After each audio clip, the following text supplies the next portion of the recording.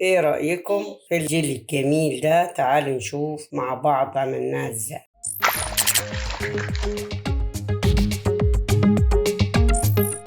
صباح الخير عليكم، ازيكم؟ عاملين ايه؟ اخباركم ايه؟ يا رب تكونوا بخير. احنا النهارده هنعمل مع بعض الجيلي زي ما انتم شايفين. حفيدي طلب جيلي، هنعمل له الجيلي. جبنا باكو من الجيلي بالفراولة وهنعمله زي ما انتم شايفين كده.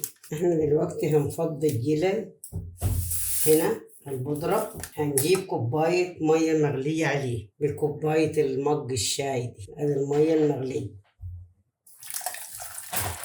زي ما انت شايفة كده. نقعد نقلب فيها لغاية ما تدوب خالص خالص، ونشوف مع بعض هنعمل ايه ازاي تاني. هنحط دلوقتي معلقتين من السكر.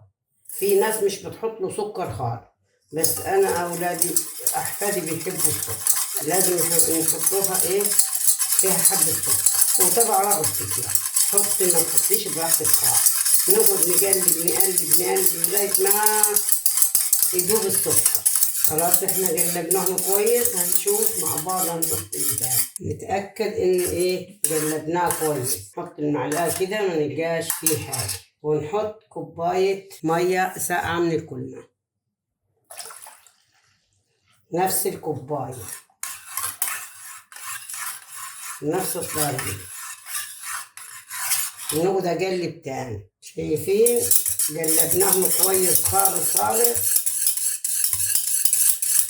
علشان يجيبوا النتيجة معانا.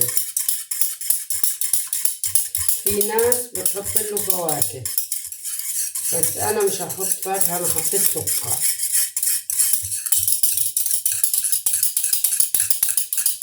كده احنا ايه خلصنا التقليد. هنجيب صينية دلوقتي، هنجيب اللي هنحط فيه الجلي.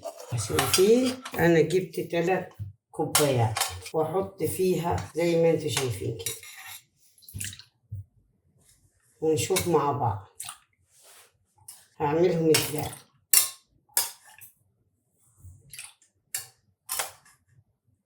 عشان يبقوا قد بعض لازم احط ايه قد بعض، عشان الاولاد يعجبهم ويبقى المنظر بتاعهم زي بعض.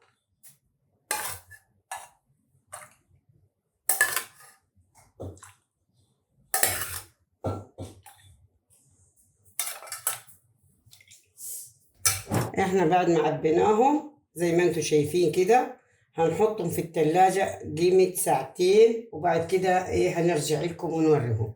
شايفين جمال الجيلي؟ فظيع، روعة، خطير. شايفة مجمد وحلو خالص، جميل. هو بس ايه الاولاد ياكلوه صائع وحلو هم وقاعدين قدام التلفزيون كده. يا ريت يا جماعة اللي يعجبوا الفيديو يعمل لنا لايك وشير واشتراك، ونشوفكم على خير بإذن الله.